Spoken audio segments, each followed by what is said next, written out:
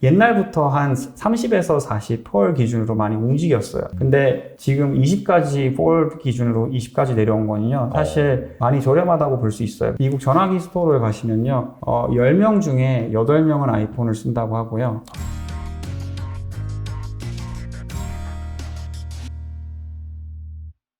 방금 이제 뭐 빅테크 주식 중에서 또 이렇게 여러 가지 말씀을 해주셨는데, 그 2개 정도 꼽으라면은, 그때 이제 제가 사전에 이제 좀 이렇게 뭐 사전 인터뷰 뭐 이런 거 했을 때는 애플과 구글을 이제 말씀하신 것 같은데, 네. 그 이유에 대해서 좀 궁금하거든요.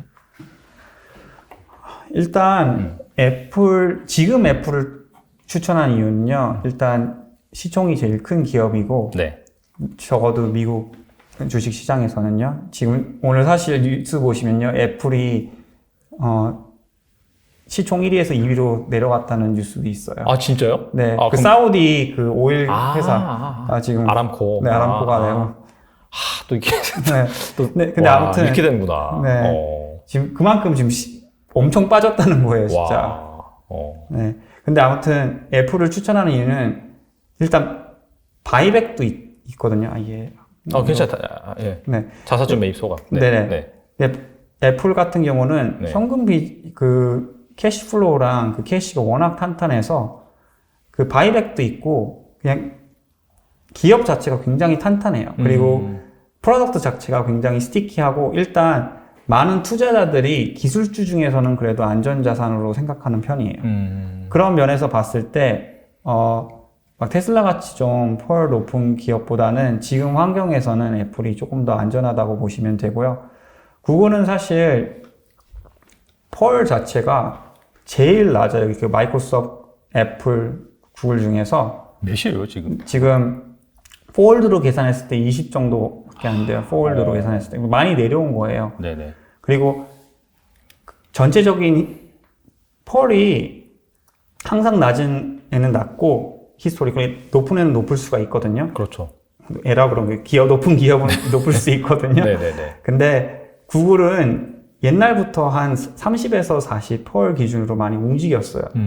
근데 지금 20까지 펄 기준으로 20까지 내려온 거는요, 사실 많이 저렴하다고 볼 수 있어요. 물론 최근에 광고적 기업 실적이 많이 안 좋게 나왔어요. 그쵸, 네. 스냅챗도 내려갔고, 네, TTD도 내려갔고, 아무튼 다른 기업들이 있습니다. 그래서 저는 이걸 단기적으로 좀 일시적인 거로 보고, 기업 자체 롱텀 스토리를 믿고 지금 발류에이션도 많이 낮아진 상태이기 때문에 저는 장기적으로는 문제는 없을 거라고 생각하는 기업 중 하나예요.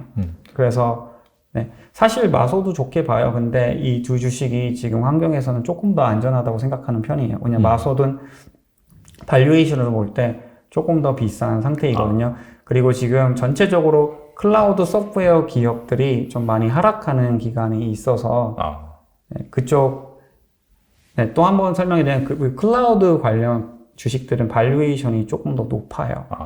그래서 예를 들면 어도비, CRM, 네네네. 아까 보여드린 서비스나 그리고 서비스나 이런 기업들이 네. 지금 네, 좀 더 다른 그냥 빅테크 주식들보다 많이 하락하고 있다고 보시면 돼요. 그 애플 같은 경우에는 지금 네. 중국의 도시 봉쇄 이런 네. 걸로 인해서 중국에 있는 공장들이 네. 좀 뭐 가동이 중단돼서 네. 뭐 생산량이 줄어든다 뭐 그런 기사도 좀 네. 나오고 있잖아요. 네. 근데 이런 것들은 사실 이게 펀더멘탈 훼손 요인이라고 보기보다는 약간 좀 길게 본다면은 단기적인 노이즈 뭐 네. 그렇게 이제 생각을 하면 될까요? 단기적인 실적에 조금 타격을 줄 수 있다고 생각을 하기는 해요. 하지만 이제 좀 장기적으로 봤을 때는 약간의 슬로우다운 정도이고, 네, 장기적으로 볼 때는 그런 문제는 해결이 되지 않을까라는 게 제 의견일 것 같습니다. 그래서 그런 단기적인 문제 때문에 주식들이 더 하락할 수가 있잖아요. 네네. 그렇기 때문에 현금 비중을 적당히 가주시고 좀 더 하락했을 때 매수하는 게 좀 중요하다고 생각을 하고요. 애플이 브랜드 파워가 엄청나게 세잖아요. 그쵸. 그래서 만약에 이렇게 약간 좀 뭐 진짜 생산량이 좀 덜 된다든지 뭐 출하가 좀 덜 된다든지 그러면은 막 중고 시장에서 엄청나게 가격이 오를 수도 있겠네요. 어떻게 생각하세요? 그거는? 네, 충분히 그럴 수도 있고요. 근데 네, 그거는 애플 매니지먼트 팀에 따라서 네. 결정될 것 같은데 근데 워낙 그 브랜드 파워는 세고 프로덕트 디맨드가 세기 때문에 네. 가격을 올리더라도 저는 충분히 그 프로덕트 바이어가 있을 수 있다고 생각을 합니다. 알겠습니다. 어떻게 보면은 약간 인플레이션 시대 때 그런 강력한 브랜드를 가지고 있어서 그 가격에 전가시킬 수 있는 그런 비용 상승을 그런 기업이 아닐까 또 네. 이제 생각을 그리고 해봅니다. 네. 또 하나 말씀드리면 미국 전화기 스토어를 가시면요. 10명 중에 8명은 아이폰을 쓴다고 하고요. 아, 그 10명 중에 1명 정도는 삼성을 쓴다고 하고 나머지 10%는 이제 다 나눠 쓴대요. 그리고 뭐 구글 픽셀, 뭐 HTC, 뭐 다른 폰들도 있잖아요. 그렇게 생각하시면 될 것 같아요. 그래서 진짜 아이폰의 디맨드가 생각보다 굉장히 아직도 많다고 보시면 될 것 같습니다. 그 삼성은 10% 쓰긴 쓰네요. 근데 그게 네. 한 1년 전만 해도 그랬는데 이제 최근에 좀 바뀌었을 수는 있어요. 네. 바뀐다는 게 더 줄어들었다는 말씀이신가요? 그거까지는 잘 모르겠습니다. 네. 알겠습니다. 네. 네.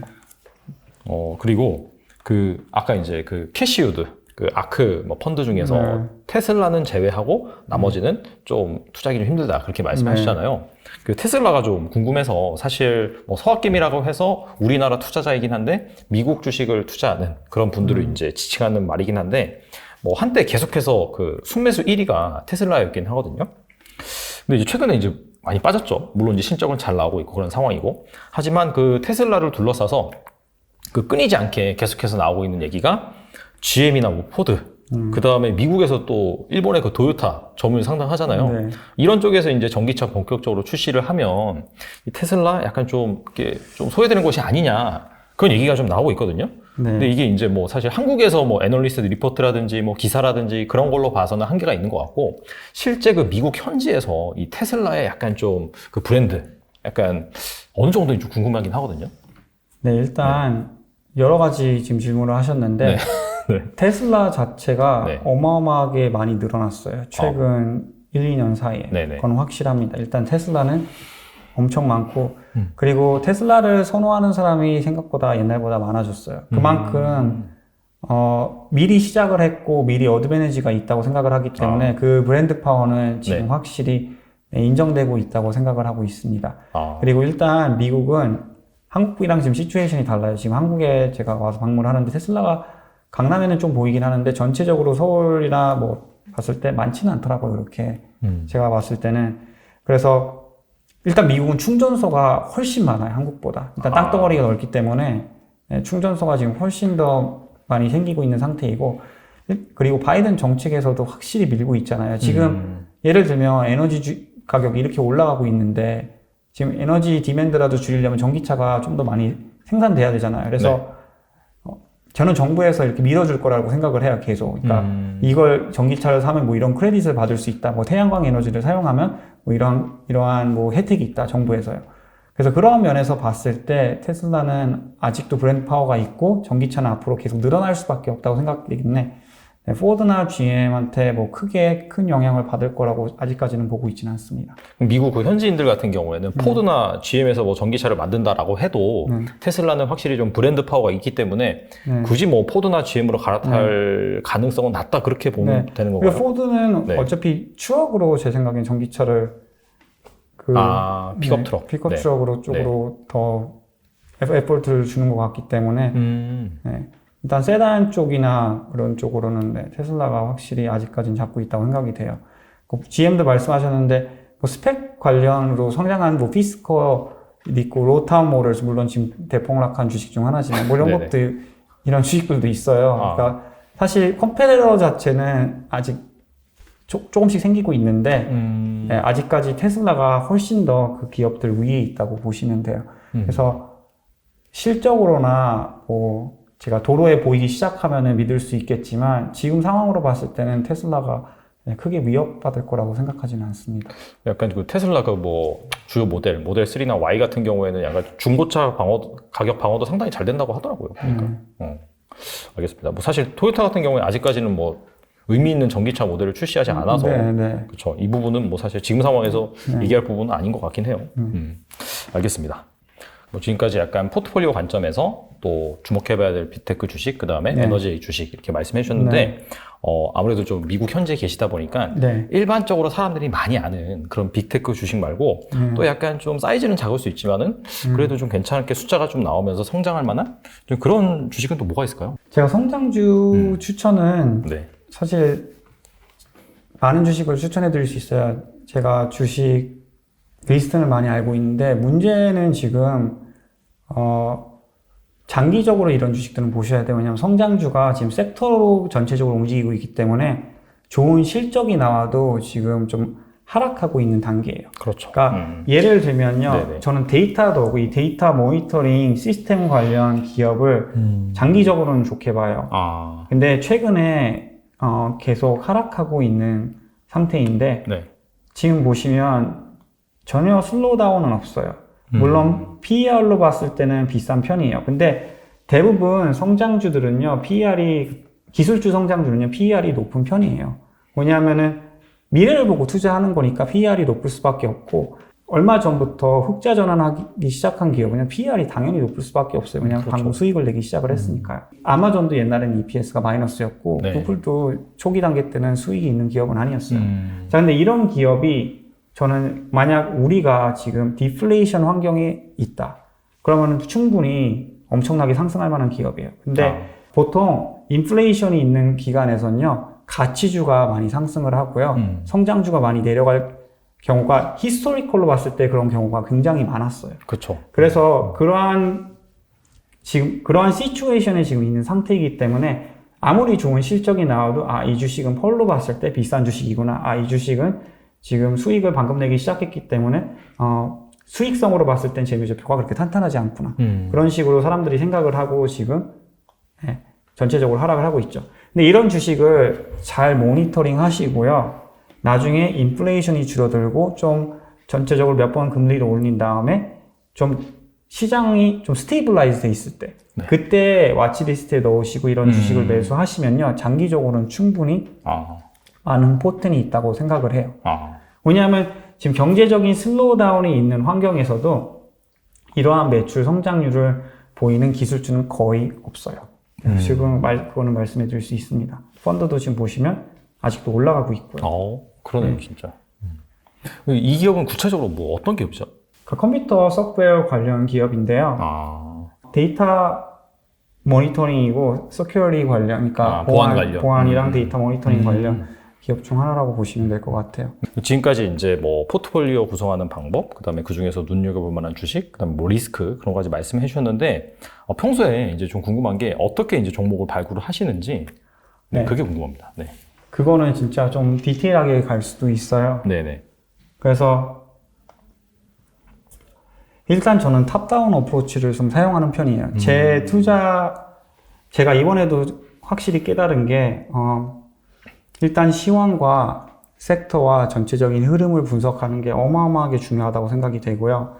그 다음에 이제 필터링을 하면서 기업을 찾는 거예요. 그러니까 예를 들면 지금 섹터가 에너지 주식이 워낙 좋게 보이잖아요. 그럼 에너지 주식 관련주 중에서도 성장률이 좋고 발류에이션으로도 그렇게 비싸지 않으면서 세일을 하는 주식으로 저는 찾으려고 하는 편이에요. 그래서 제가 한번 예를 들어볼게요. 예를 들면 여기 마켓스미트라는 툴을 사용을 할 거예요. 그래서 뉴 스크린이라는 게 이제 스탁을 필터한다는 거죠. 제가 그냥 에너지라고 지금 이거를 콜할게요. 네네. 그러면 어마어마한 필터 크라이테리아가 있어요. 종류가 있어요.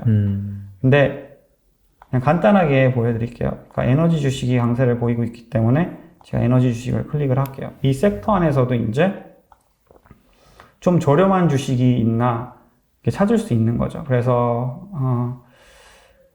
일단 P를 봐볼게요. P가 4월 기준으로 봤을 때 일단 15 아래로 볼게요. 그러면은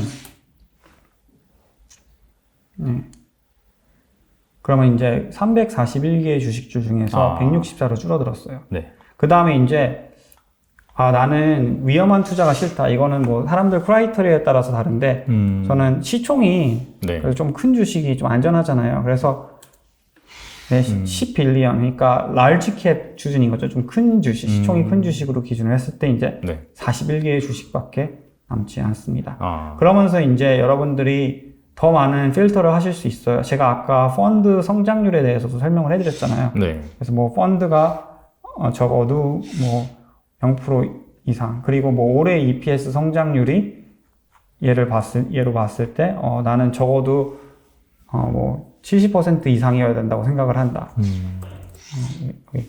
이렇게 막 치게 되면요, 이제 주식 숫자가 점점 더 줄어들면서 필터가 생겨요. 그래서 21개잖아요. 네. 그래서 21개를 한번 봐봅시다. 좀 쫙 올려서 네, 여기 코노코 필립스랑 이거 오일 관련 주식도 이렇게 필터가 돼서 여기 120%랑 EPS 성장률이랑 11의 P 그리고 배당률이 2%라고 나와 있죠. 네. 이런 식으로 주식을 필터할 수도 있어요. 그리고 예를 들면 이건 지금 우상향하고 있잖아요. 그렇죠.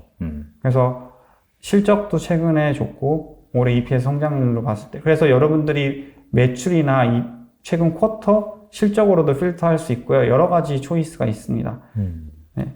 뭐 이 중에서도 많다고 생각을 하시면은 이제 뭐 시총을 더 높이시던가 아니면 성장률, 매출 성장률 더 있는 주식을 찾다던가 아니면 이제 이 중에서 워렌 버핏이 그래도 옥시에 투자했으니까 나는 안전하게 가고 싶다 그렇게 생각하셔도 되고요. 그래서 시총을 지금 100빌리언 넘게 좀 더 엄청 크게 했을 때는 이제 대장주들이 나오죠. 엑선 모빌, 쉐보란, 코노코 필립스 그리고 쉘.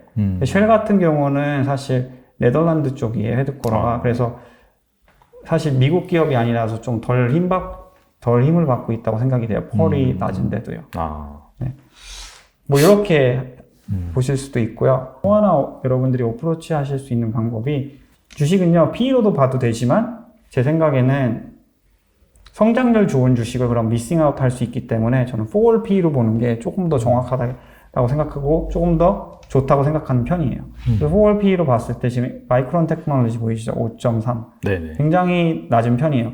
자, 물론 모든 주식이 무조건 PE가 낮다고 매수를 하면 안 돼요. 여러분들이 엑스트라 점검을 하셔야 돼요. 아까 말씀드린 것 같이 성장률이 계속 유지가 되고 있는가, 최근 실적이 좋은가, 그리고 이 섹터가 앞으로도 살아남을 만한 섹터인가, 네. 그런 것도 잘 확인을 하시는 게 중요해요. 이런 면에서 봤을 때 아까 제가 말씀드린 거 기억하죠? 구글이 마이크로소프트랑 애플보단 4P 기준으로 봤을 때 조금 더 저렴하다. 자, 아마존은 최근에 굉장히 마랑이 하락했음에도 불구하고 4P로 봤을 때 지금 40이에요. 테슬라랑 사실 별로 차이가 나지 않아요. 없네요, 진짜.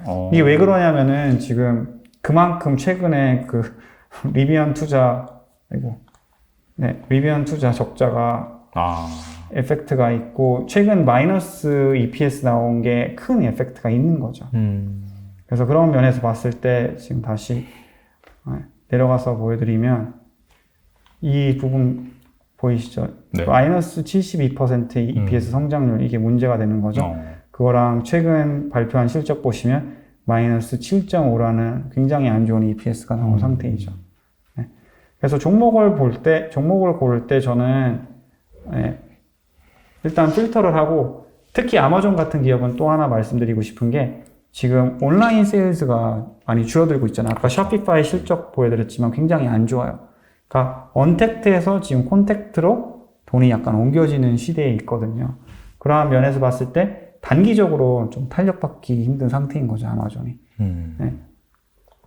그래서 그러한 분석을 다 제가 해가면서 이제 주식을 찾고, 그 다음에 이제 또 기술적인 분석을 통해서 막 지지선에서 반등을 하던가, 네네. 아니면 큰 손들이 갑자기 매수를 해서 거래량으로 주가가 지수 대비 크게 올라가던가, 그런 것을 이제 확인을 하면서 좋은 주식을 좋은 매수점에 매수하는 게 제 철학이라고 보시면 돼요.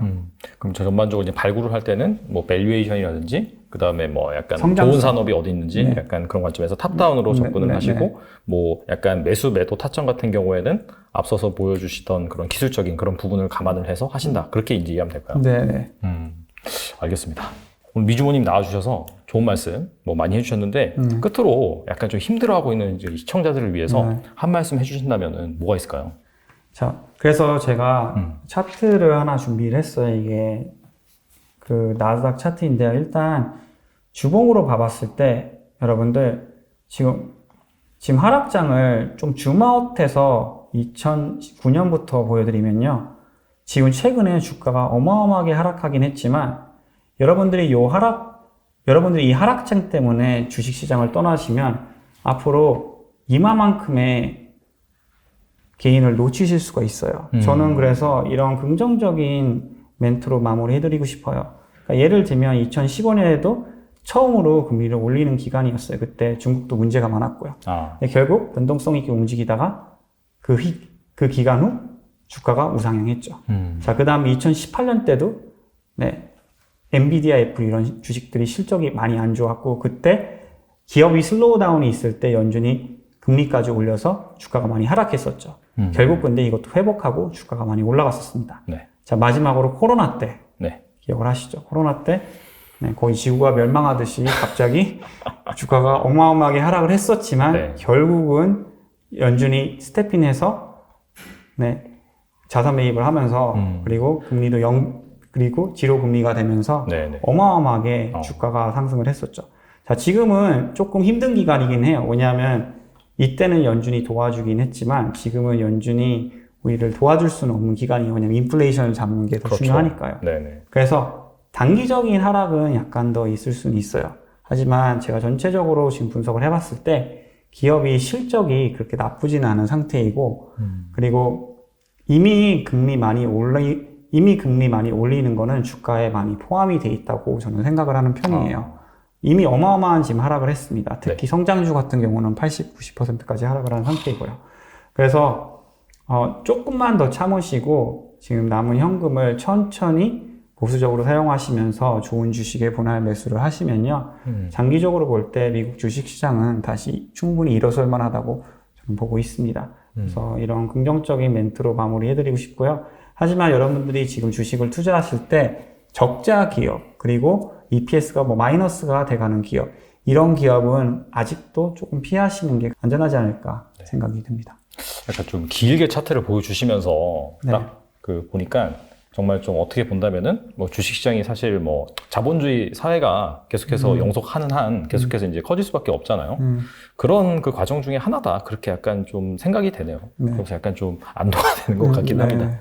네, 아무튼 오늘 미주모님 모셔서 약간 좀 미국의 현지 분위기 그리고 실제 이제 미국에서 이제 투자하신 분들은 어떤 뷰를 가지고 어떻게 투자하시는지 그런 부분에 대해서 많이 알아봤는데 개인적으로도 좀 도움이 많이 된 것 같고 말씀해 주시는 그런 멘트를 잘 받아들여 가지고 지금 떠날 때는 아닌 것 같아요, 확실하게. 하지만은 그렇다고 해서 모든 주식을 다 투자하는 그런 상황은 아니고 실제로 좀 수익을 잘 내고 있는 그런 쪽에서 여러분들이 기회를 잘 찾아보셨으면 좋겠습니다. 네, 지금까지 미주모님 나와주셔서 감사합니다. 감사합니다.